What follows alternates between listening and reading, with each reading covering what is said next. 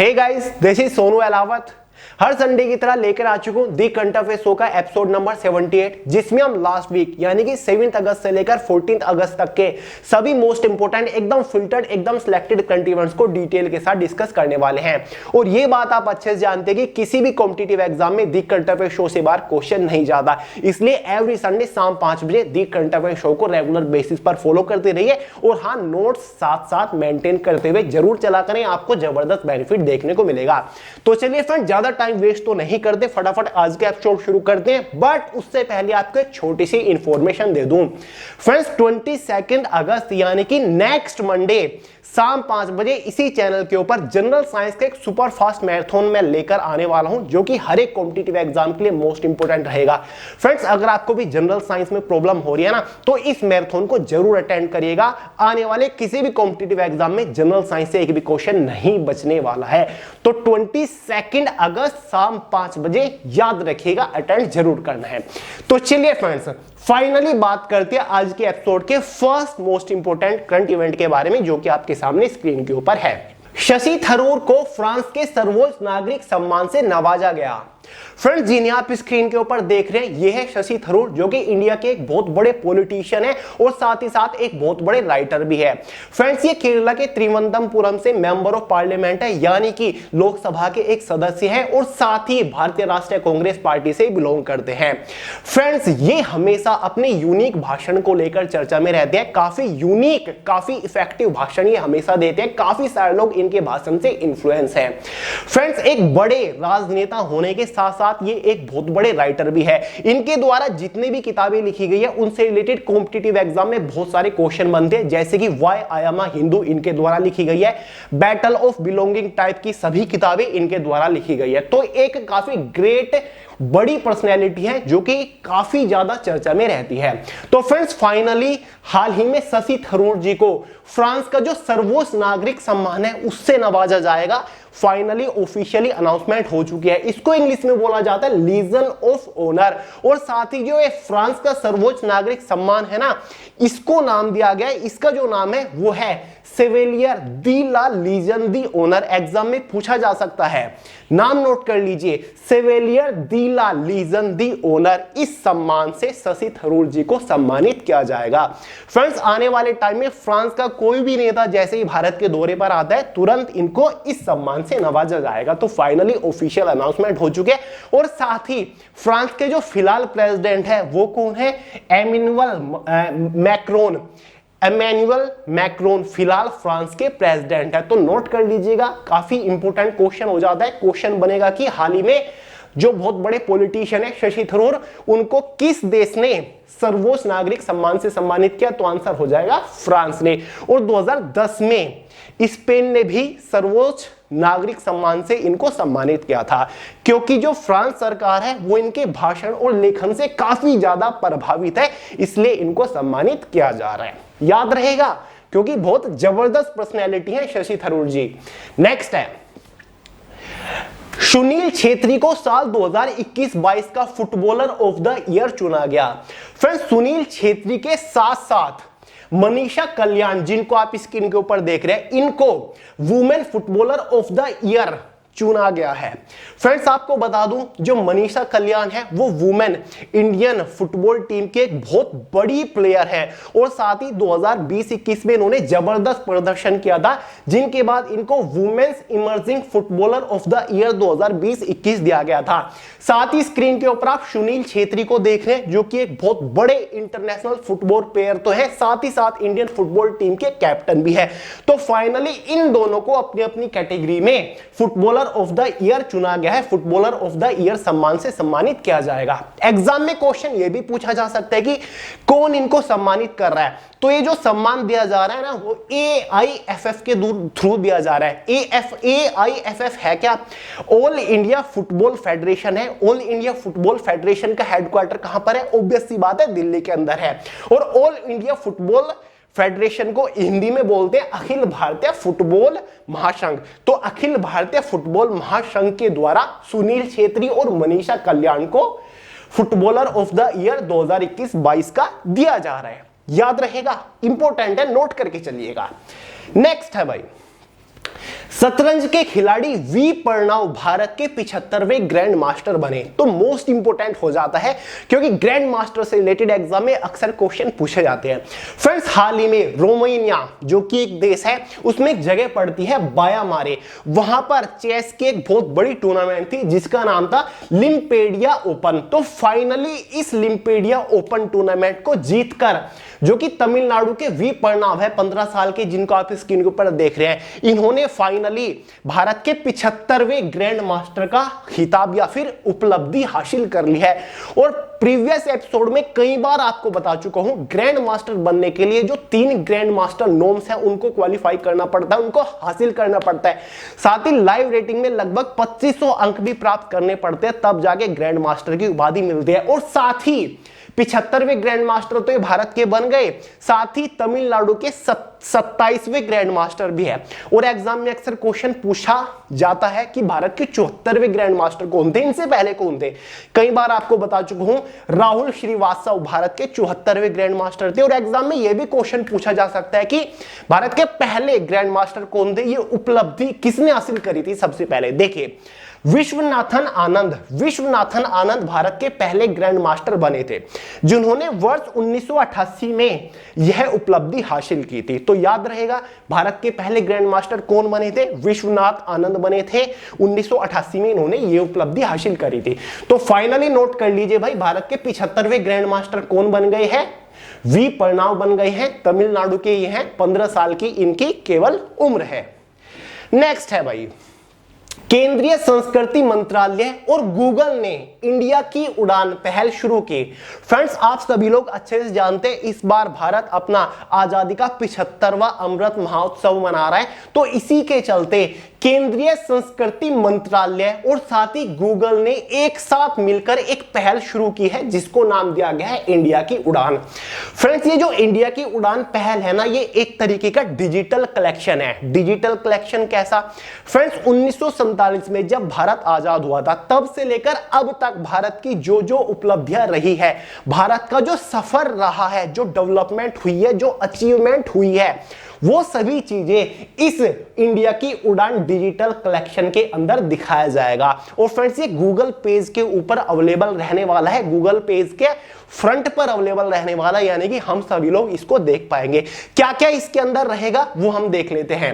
India की उड़ान digital संग्रह में स्वतंत्रता से लेकर अब तक की यात्रा दिखाई जाएगी। ठीक है, इसमें स्वतंत्रता की नींव कैसे डाली गई वो दिखाया जाएगा। साथ ही भारत का पहला चुनाव दिखाया जाएगा, महात्मा गांधी जी के बारे में हमें देखने को मिलेगा, साथ ही भारत के संविधान निर्माण के बारे में देखने को मिलेगा, साथ ही खेल में क्या क्या अचीवमेंट हुई है वो देखने को मिलेगा, गायन, इसरो के बारे में, साहित्य, फिल्म साहित्य, भारत की विकास यात्रा भी इसमें दिखाई जाएगी। गूगल ने इंडिया की उड़ान के जरिए कहा कि आइए नए स्वतंत्र भारत के पलों को फिर से जीवंत करें, यानी कि एक तरीके से ये भी 75वां अमृत महोत्सव मनाने का तरीका, यानी कि एक तरीके से गूगल भी जश्न मना रहा है जो भारत का सफर रहा है 1947 से बाद का। तो एग्जाम में क्वेश्चन किस तरीके से बनेगा कि हाल ही में इंडिया की उड़ान पहल किसने शुरू की थी, तो आंसर हो जाएगा केंद्रीय संस्कृति मंत्रालय और गूगल ने एक साथ मिलकर इसकी शुरुआत की थी। और केंद्रीय संस्कृति जो मंत्रालय है इसके मंत्री कौन है, यहां पर मैंने लिख दिया है, केंद्रीय संस्कृति व पर्यटन मंत्री है जी किशन रेड्डी। याद रहेगा, मोस्ट इंपोर्टेंट है। नेक्स्ट है, 12 अगस्त को अंतरराष्ट्रीय युवा दिवस मनाया गया। फ्रेंड्स, हाल ही में 12 अगस्त गया है, तो इसी दिन दुनिया भर के अंदर इंटरनेशनल यूथ डे के रूप में मनाया गया। फ्रेंड्स, हर साल इस दिवस को मनाने का उद्देश्य यह है ताकि सरकार का ध्यान युवाओं के मुद्दों की तरफ आकर्षित किया जा सके। और आपको तो पता ही होगा, भारत के अंदर युवाओं का जो सबसे बड़ा मुद्दा आजकल बना हुआ है वो है रोजगार। फ्रेंड्स, इस दिवस को मनाने की जो शुरुआत हुई थी वो 12 अगस्त 2000 से हुई थी। और हर साल इस दिवस का एक यूनिक थीम होता है जो कि एग्जाम में कई बार पूछा जा चुका है। इस बार का थीम नोट करके चलिएगा। इस बार का थीम था intergenerational solidarity creating a world for all ages. इस बार का थीम नोट कर लीजिएगा, एग्जाम में कई बार पूछ ले जाता है। तो हर साल 12 अगस्त को इंटरनेशनल यूथ डे मनाया जाता है। थीम आपके सामने है, नोट कर लीजिएगा। नेक्स्ट करंट इवेंट है हमारा, बैडमिंटन खिलाड़ी पुषरला वेंकटा सिंधु ने राष्ट्रमंडल खेल 2022 में कनाडा की मिशेल ली ली को 2-0 से हराकर महिला एकल का स्वर्ण पदक जीता। एग्जाम में गारंटीडली क्वेश्चन बनेगा कॉमनवेल्थ 2022 से रिलेटेड, स्पेशली जितने भी खिलाड़ियों ने गोल्ड मेडल जीता उनसे तो रिलेटेड क्वेश्चन बनेगा ही बनेगा। और पीवी सिंधु तो बहुत ज्यादा इंपॉर्टेंट है, एनटीपीसी 2021 एग्जाम में बहुत सारे क्वेश्चन बने, इनका पूरा नाम कई बार पूछा गया। तो पीवी सिंधु का पूरा नाम है पुशरला वेंकटा सिंधु।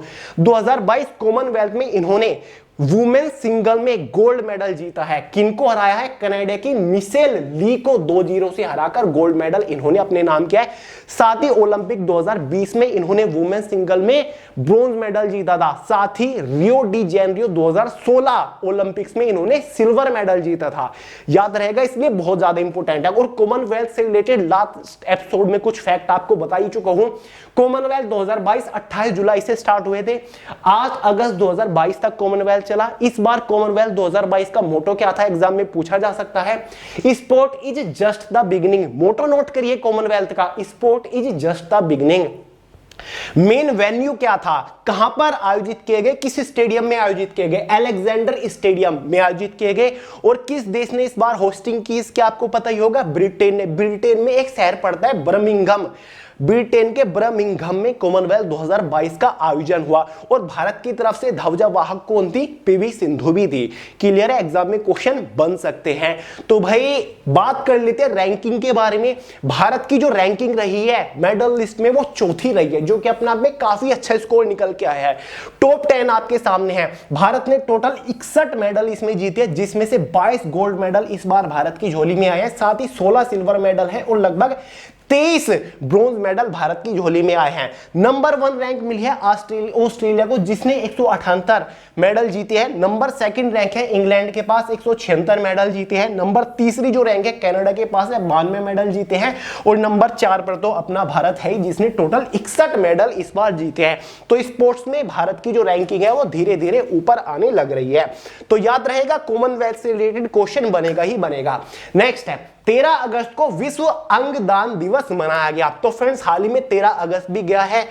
तो इसी दिन दुनिया भर के अंदर वर्ल्ड ऑर्गन डोनेशन डे के रूप में मनाया गया। इस दिवस को मनाने का उद्देश्य यही है, लोगों के अंदर, समाज के अंदर जागरूकता फैलाई जाती है, ताकि ज्यादा से ज्यादा लोग अपने ऑर्गन डोनेट कर सके मरने के बाद। तो इस काम को काफी बड़ा काम भी माना जाता है, ताकि हम मरने के बाद भी किसी और को जिंदगी दे सकते हैं। तो हर साल 13 अगस्त को मनाया जाता है दुनिया भर के अंदर वर्ल्ड ऑर्गन डोनेशन डे। और हर साल इसका एक थीम भी होता है, थीम नोट कर लीजिएगा, there is no bigger donation than donating your organs. Theme note करिए, there is no bigger donation than donating your organs. इस बार का थीम नोट कर लीजिएगा, इंपॉर्टेंट है। नेक्स्ट है भाई, डॉक्टर कलाई सेल्वी एन बनी CSIR की पहली महिला महानिदेशक। फ्रेंड्स, स्क्रीन के ऊपर आप देख रहे हैं, यह है डॉक्टर कलाई सेल्वी एन, जो कि CSIR की पहली महिला डायरेक्टर जनरल बन चुकी है। अब आप पूछोगे कि भैया CSIR है क्या? CSIR की जो फुल फॉर्म होती है वो है council of scientific and industrial research, जो कि भारत की एक काफी बड़ी रिसर्च एंड डेवलपमेंट एजेंसी या फिर ऑर्गेनाइजेशन हम कह सकते हैं, जिसका हेडक्वार्टर ऑब्वियस सी बात है दिल्ली के अंदर है। आपको स्क्रीन के ऊपर दिखा देता हूं, यहां पर पर्सनली मैं गया भी हुआ हूं। एड्रेस एग्जैक्ट न्यू दिल्ली के अंदर इसका हेडक्वार्टर है। इसके जो प्रेसिडेंट होते हैं वो नरेंद्र मोदी यानी कि भारत के प्रधानमंत्री ही होते हैं। डायरेक्टर जनरल आपको बता चुका हूं, डॉक्टर एन कलाई शेल्वी डायरेक्टर जनरल बन चुके हैं, और ये पहली महिला डायरेक्टर जनरल है इस डिपार्टमेंट की। इसकी जो फाउंडेशन हुई थी CSIR की, वो 26 सितंबर 1942 में हुई थी। क्लियर है? फाउंडर्स आप देख सकते हैं, शांति स्वरूप भटनागर के साथ साथ और भी कुछ है। इनकी सब्सिडरी जो है national physical laboratory of India, इसी की सब्सिडरी है CSIR की। और इसकी पेरेंट जो ऑर्गेनाइजेशन है वो ministry of Science and technology government of India के अंडर आता है। यानी जो ministry of Science and technology है ना, उसी के अंडर CSIR ऑर्गेनाइजेशन भी आती है। क्लियर है? न्यू दिल्ली के अंदर ही है। तो इसकी जो पहली महिला डायरेक्टर जनरल बनी है वो बन गई है डॉक्टर कलाई सेल्वी एन, या फिर डॉक्टर एन कलाई शेल्वी, कैसे भी इनका नाम आगे पीछे लिखा जाता है। ठीक है? Council of scientific and industrial research, जो कि भारत की एक बहुत बड़ी रिसर्च एंड डेवलपमेंट ऑर्गेनाइजेशन है। याद रहेगा, अपॉइंटमेंट से रिलेटेड क्वेश्चन था। हाल ही में पूर्व भारतीय क्रिकेटर खिलाड़ी सुरेश रैना को डॉक्टरेट की मानद उपाधि से सम्मानित किया गया। किसने किया इनको सम्मानित? वेल्स इंस्टीट्यूट पड़ता है एक, जो कि है चेन्नई के अंदर। पूरा नाम देखिए, तमिलनाडु के चेन्नई में स्थित Vels Institute of Science and Technologies and Advance Studies. Tamil Nadu के चेन्नई के अंदर एक Vels Institute of Science and Technologies and Advance Studies है, जिसने भारत के जो पूर्व दिग्गज क्रिकेटर है सुरेश रैना जी, उनको डॉक्टरेट की उपाधि दी है। डॉक्टरेट की जो डिग्री है, पीएचडी की एक तरीके से, वो सम्मान में दी है। ठीक है, क्यों दी है? क्योंकि चेन्नई सुपर किंग आईपीएल की जो टीम है, उसके इकलौते ऐसे खिलाड़ी है जिसने सबसे ज्यादा रन बनाई है। चेन्नई सुपर किंग के लिए सर्वाधिक रन बनाने वाले जो प्लेयर हैं वो सुरेश रैना ही है, इसलिए इनको सम्मानित किया गया। तो एग्जाम में क्वेश्चन बनेगा कि हाल ही में भारतीय क्रिकेट टीम के किस पूर्व खिलाड़ी को डॉक्टरेट की मानद उपाधि से सम्मानित किया गया? तो आंसर हो जाएगा सुरेश रैना। याद रखिएगा, कंफ्यूज मत होइएगा बिल्कुल भी। नेक्स्ट है भाई इंपोर्टेंट डेट से रिलेटेड। 8 अगस्त को भारत छोड़ो आंदोलन दिवस मनाया जाता है। इस दिवस को क्यों मनाया जाता है आप सभी लोग जानते हैं। फ्रेंड्स, भारत की आजादी में जितने भी महापुरुषों का हाथ रहा था, जितने लोगों ने अपने प्राण की आहुति दी या फिर खुद को समर्पित किया भारत को आजादी दिलाने में, उनको एक श्रद्धांजलि है। उनको एक श्रद्धांजलि देने के लिए हर साल 8 अगस्त को भारत छोड़ो आंदोलन दिवस मनाया जाता है। अब भारत छोड़ो आंदोलन दिवस 8 अगस्त को ही इसलिए मनाया जाता है क्योंकि 8 अगस्त 1942 को बॉम्बे में अखिल भारतीय कांग्रेस कमेटी के सत्र में भारत के जो राष्ट्रपिता है महात्मा गांधी जी, उन्होंने भारत छोड़ो आंदोलन शुरू किया है। और भारत छोड़ो आंदोलन के दौरान ही महात्मा गांधी जी ने करो या मरो का नारा भी दिया था। फ्रेंड्स, ये आखिरी सबसे बड़ी चुनौती थी अंग्रेजों को। यहां पर महात्मा गांधी जी ने डायरेक्ट चुनौती दे दी थी कि अब अंग्रेजों को तुरंत भारत छोड़ना पड़ेगा, और भारत छोड़ने के लिए अंग्रेज मजबूर कर दिए थे। तो इतनी बड़ी क्रांति थी ये, इतना बड़ा आंदोलन था भारत छोड़ो आंदोलन। ठीक है, याद रहेगा, मोस्ट इंपोर्टेंट है। बच्चा इसमें पार्टिसिपेट करने के लिए तैयार हो गया था। क्लियर है? तो इसलिए हर साल 8 अगस्त को भारत छोड़ो आंदोलन दिवस के रूप में मनाया जाता है। ठीक है, क्योंकि भारत छोड़ो आंदोलन एकदम से इसलिए स्टार्ट करना पड़ा था महात्मा गांधी जी को। वर्ल्ड वॉर सेकंड का दौर था, आपको पता है 1940 से 1945 के बीच में वर्ल्ड वॉर सेकंड चला, और भारत के लोगों की अनुमति के बिना जबरदस्ती भारत के लोगों को, भारत के सिपाहियों को वर्ल्ड वॉर सेकंड में घसीटा जा रहा था। ठीक है, ब्रिटेन की तरफ से उनको लड़ाई में लिया जा रहा था। और आपको पता नहीं होगा, वर्ल्ड वॉर सेकंड में भारत के लगभग 87,000 शहीद हो गए थे। इसीलिए भारत छोड़ो आंदोलन चलाना पड़ा था महात्मा गांधी जी को, और जिसने अंग्रेजों को बाहर कर दिया था देश से। नेक्स्ट है राष्ट्रमंडल चैंपियनशिप 2022 में सीए भवानी देवी ने तलवारबाज स्पर्धा में स्वर्ण पदक जीता। स्क्रीन के ऊपर आप जो देख रहे हैं वे है सीएस भवानी देवी। इनसे रिलेटेड एग्जाम में क्वेश्चन बनता ही बनता है। एक तो 2020 ओलंपिक में क्वालिफाई करने वाली पहली महिला थी ये। ठीक है, और साथ ही बहुत सारे मेडल ऑलरेडी इन्होंने जीत रखे हैं। लगातार कॉमनवेल्थ में 2 बार भारत को मेडल दिलाने वाली इकलौती महिला भी है, इसलिए इनसे रिलेटेड एग्जाम में क्वेश्चन बनते हैं। इनका जो पूरा नाम है, शॉर्ट में तो सीए भवानी देवी इनको बोल देते हैं। इनका जो पूरा नाम है वो है चडालवाड़ा आनंदी सुंदरम भवानी देवी। इनका ये पूरा नाम है, नोट आप कर सकते हो।